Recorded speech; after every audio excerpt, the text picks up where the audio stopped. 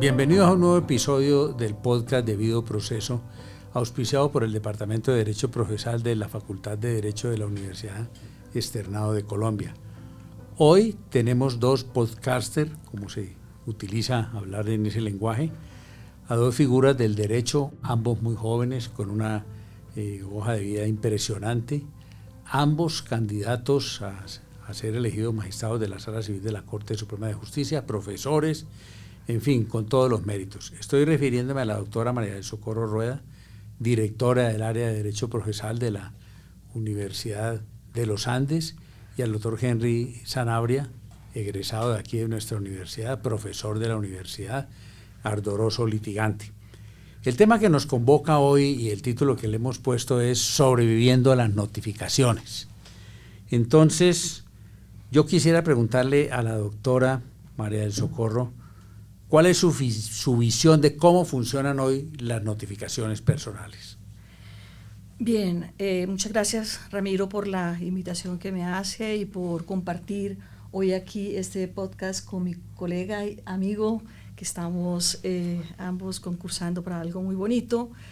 Y mi visión de cómo veo las notificaciones personales tiene como una doble vista. La primera, un Código General del Proceso que se esforzó por hacer una redacción de unos artículos muy particulares para notificar, y que el ciudadano que se acerca al artículo 291, 292, lo hace con la conciencia de estar utilizando un medio presencial, pero también una adaptación a un medio virtual.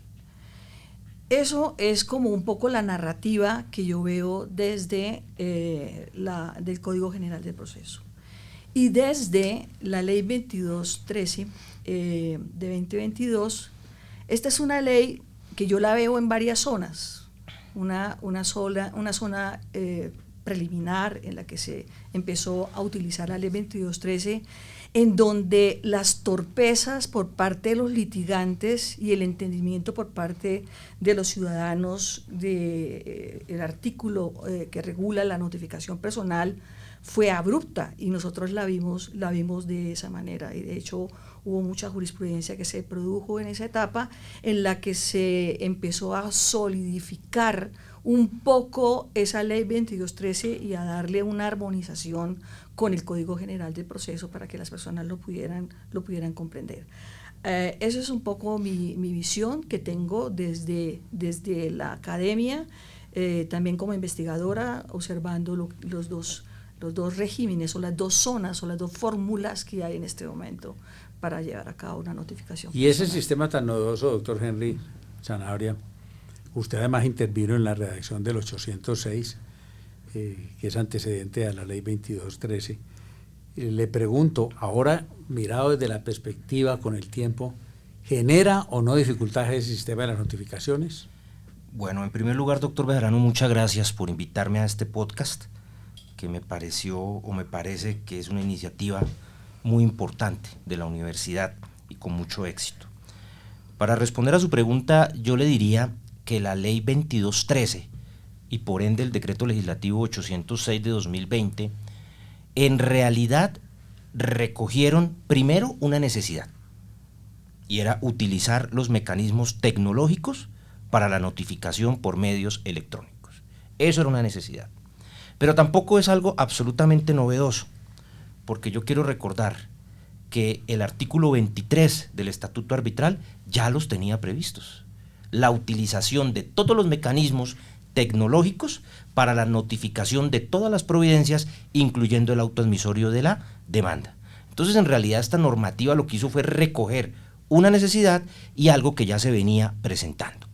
Y yo le diría, hoy en día está generando dificultades, desde luego que está generando algunas dificultades, como suelen generarlo las normas procesales que son novedosas.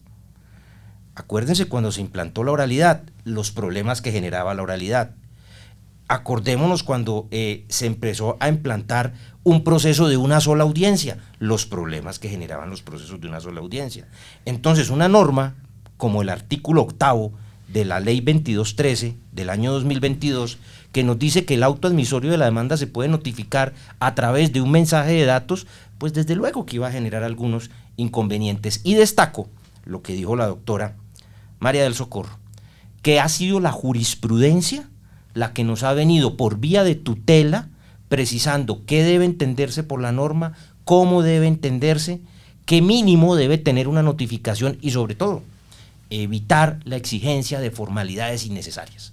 Porque el gran problema que ha tenido la virtualidad y el uso de las nuevas tecnologías en el proceso civil no ha sido el acceso, no ha sido el entendimiento, ha sido la exigencia de formalidades innecesarias.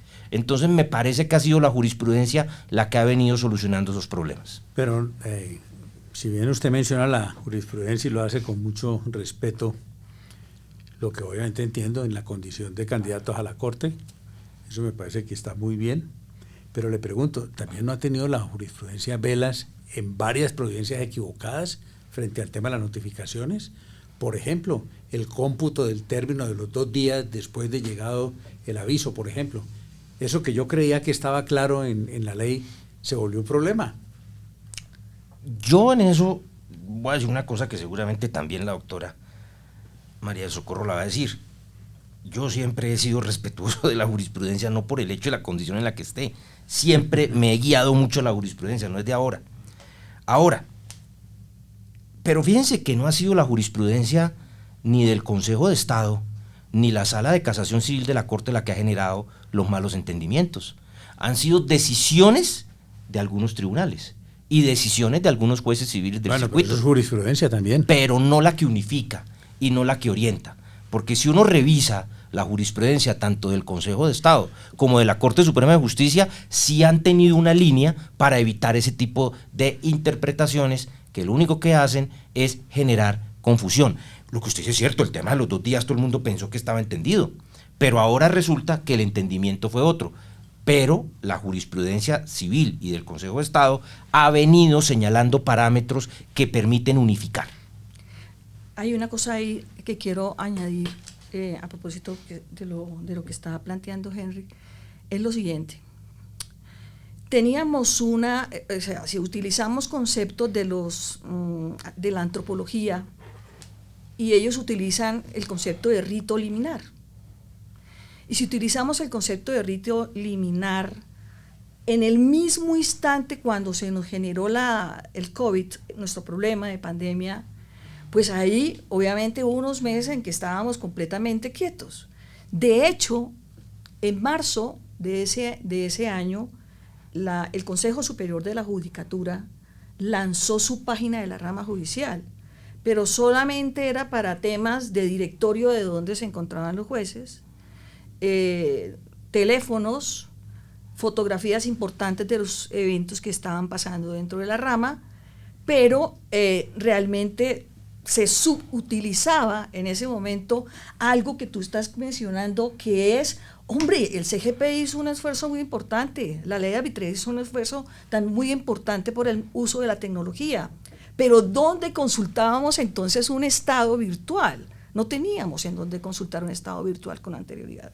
Entonces, las personas, luego de esta etapa, cuando se genera o se da ya a conocer el decreto 806, pues empiezan a generarse toda esta cantidad de torpezas.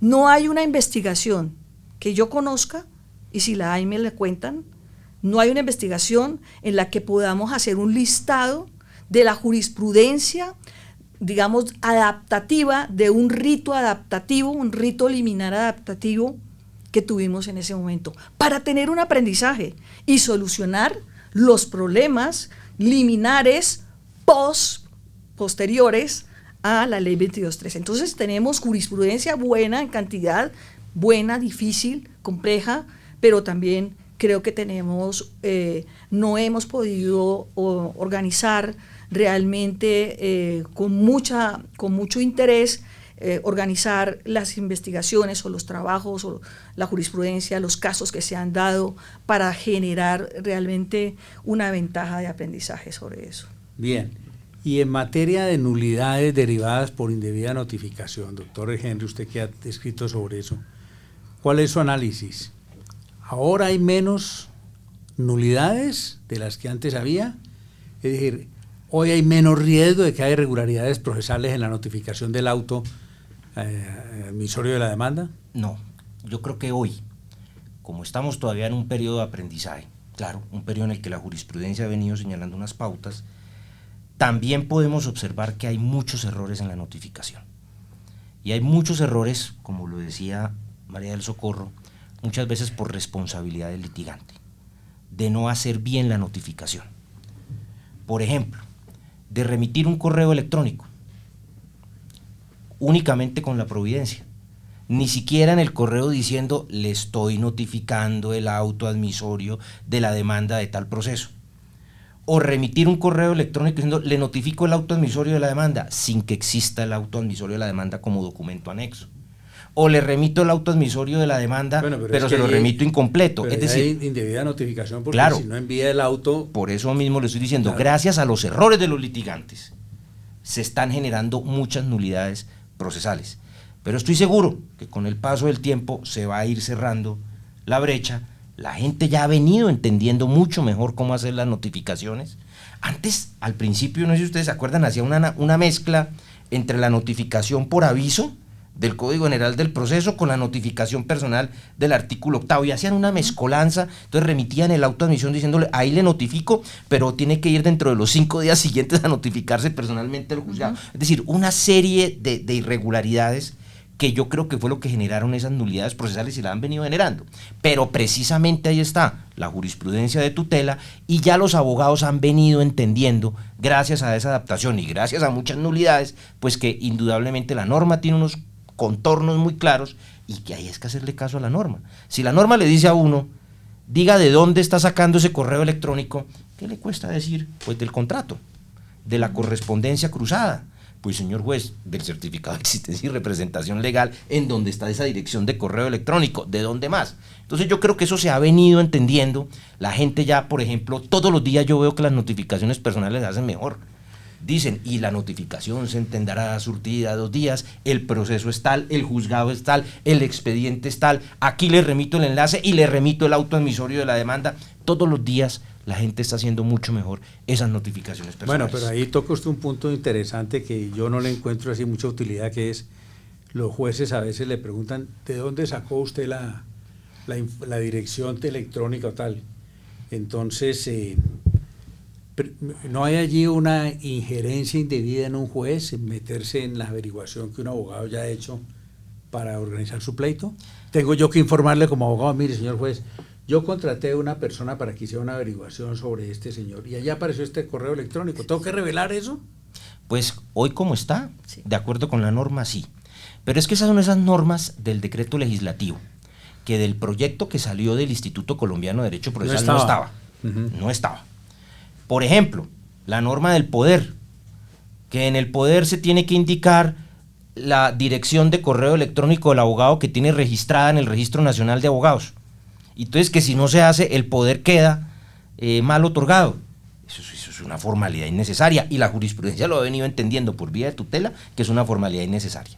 Acá seguramente, doctor Bejarano, eso era un poco la desconfianza inicial a hacer una notificación personal por correo electrónico. A ustedes dos.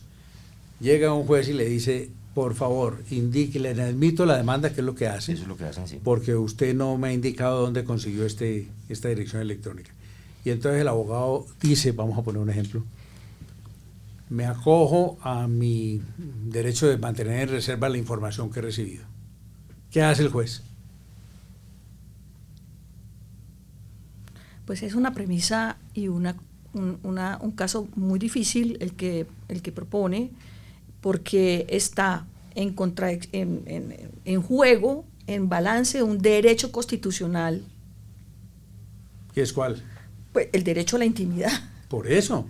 Y versus un derecho que tiene que ver con dar información de un correo electrónico que está allí mencionando. Son muchos casos los que por esa razón de no llegar ese correo electrónico va a terminar absolutamente en una inadmisión. Por eso, pero se vuelve entonces el tema de la notificación personal un problema prácticamente de vanidades. Yo no le doy esa información porque la he recibido en el secreto profesional. ¿Qué hace usted como juez en esas circunstancias? Si así fuera, yo como juez digo, pero no puedo dejar aquí parado el proceso. Porque es que si no le valgo esa dirección de correo electrónico que me está dando porque no me dijo dónde la sacó, entonces ¿qué? ¿Lo voy a poner a que emplace? ¿Y voy a generar trámites Correcto, y demoras claro, en el proceso? Está el problema, no, claro. pues se la valgo. Finalmente la norma me dice, usted diga de dónde la sacó. Yo le digo, mire, la recibí en una información confidencial de mi relación cliente-abogado. Que me abstengo de informar. Ahí le está diciendo dónde la sacó. Ahora, ¿qué pasa? Eso sería un caso extremo que se puede presentar, desde luego, se puede presentar. Pero fíjese que uno de dónde obtiene los correos electrónicos. En un caso de responsabilidad contractual, pues la gente ha tenido intercambios por vía de correo electrónico. Mire, ahí le mando la mercancía, mire, le presento esta reclamación, oiga, no me ha rendido las cuentas, oiga, ¿qué pasó con el encargo fiduciario?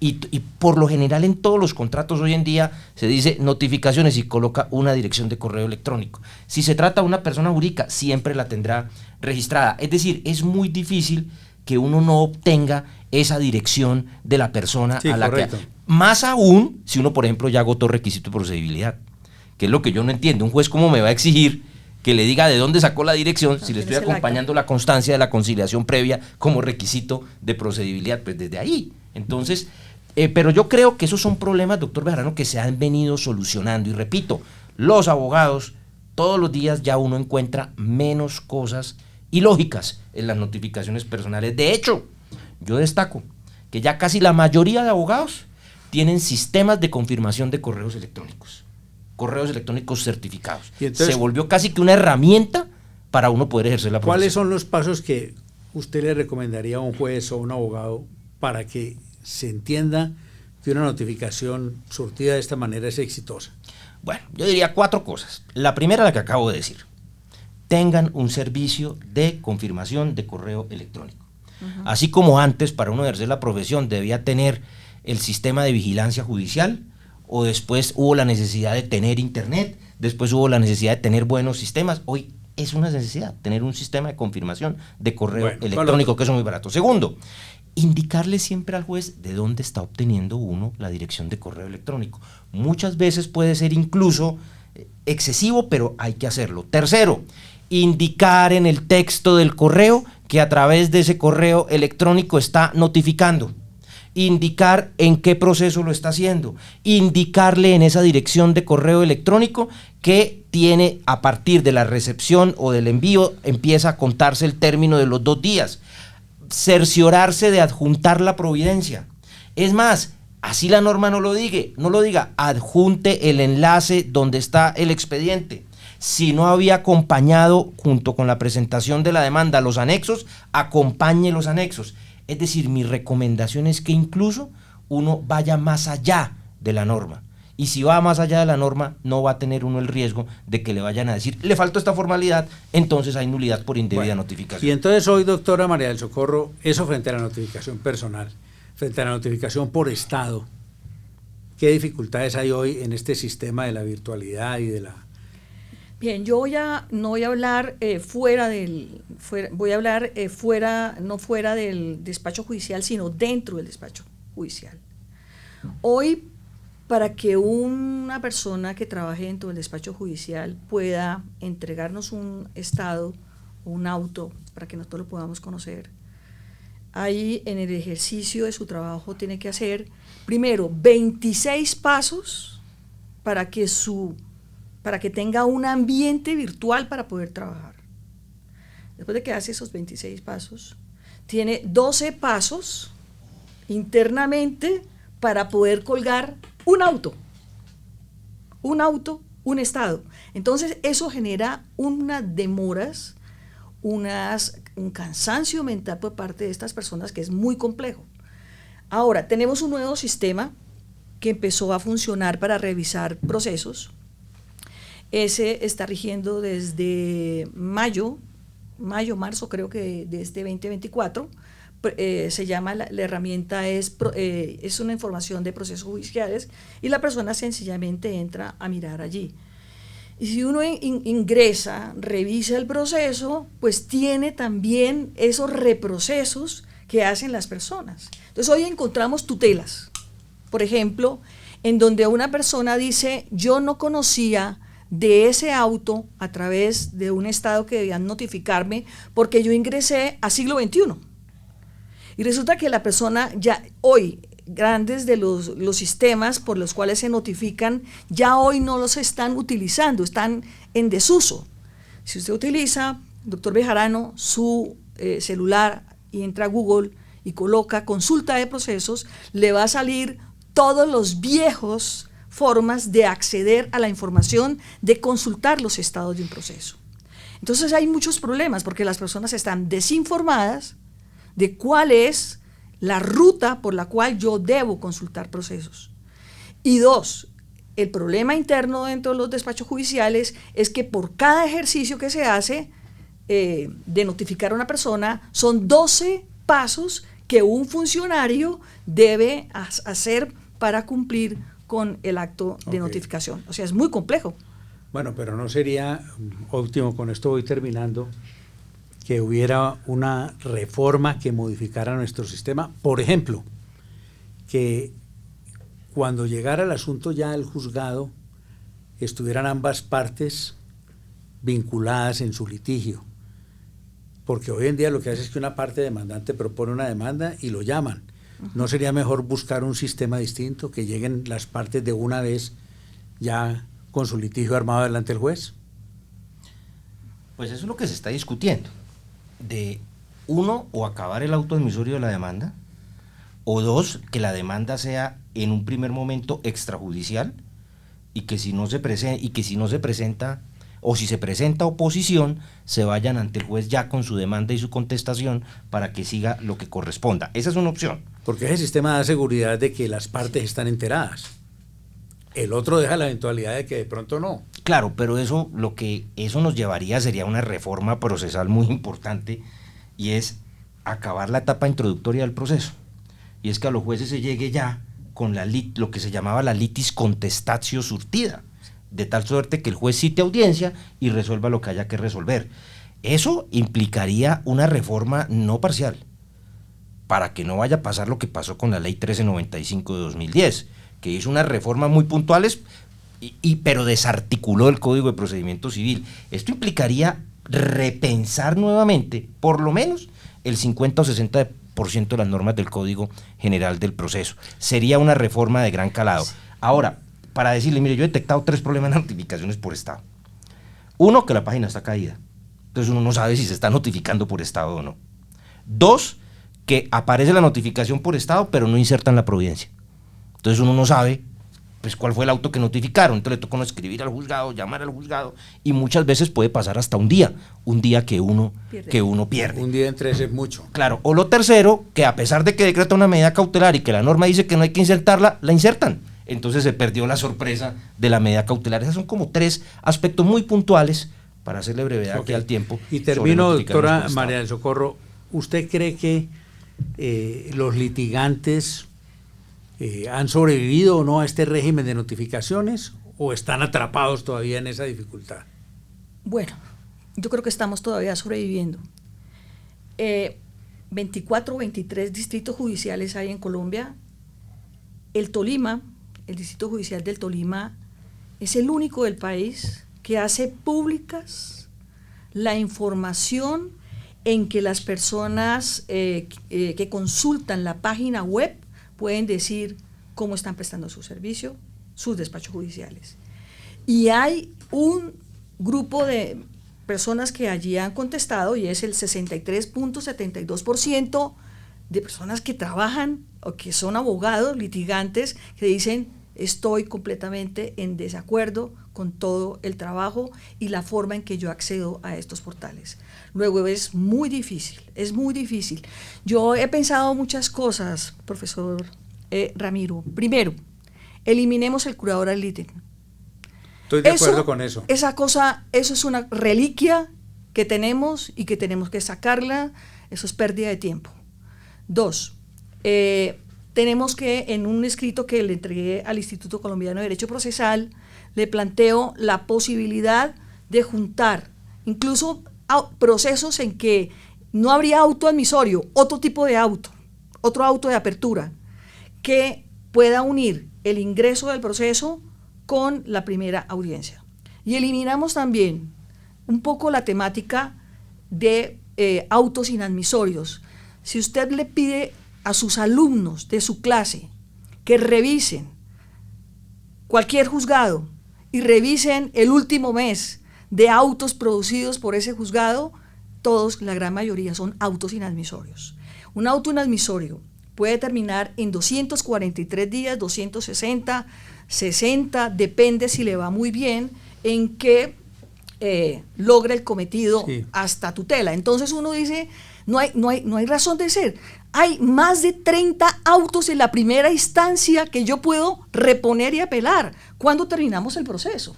Y encima tenemos un incidente para la primera auto admisorio, entonces uno dice que termina también en autos y en apelaciones muy grave. Entonces uno dice, ¿cuándo terminamos esto? Revisemos de verdad revisar. Dejemos solamente los autos apelables que generen terminación de proceso de primera instancia, bueno, pero creámosle al juez. Hubo alguien que propuso en la época del doctor Germán Vargas Lleras una reforma consistente en que se abolieran todos los recursos durante las instancias, lo cual a mí me parece excesivo. Pero bueno, muchas gracias por su presencia. Los invito a todos nuestros seguidores a que consulten el Código General del Proceso Comentado, que está en la página web del externado, que está alimentado por la colaboración de todos nuestros profesores. Los invitamos a un nuevo episodio de Debido Proceso, y a los doctores Sanabria y a la doctora Rueda, muchísimas gracias por haber estado con nosotros. Muchas gracias a usted, doctor Bejarano, de la universidad. Gracias. Bien. Muchas gracias. Muy bien.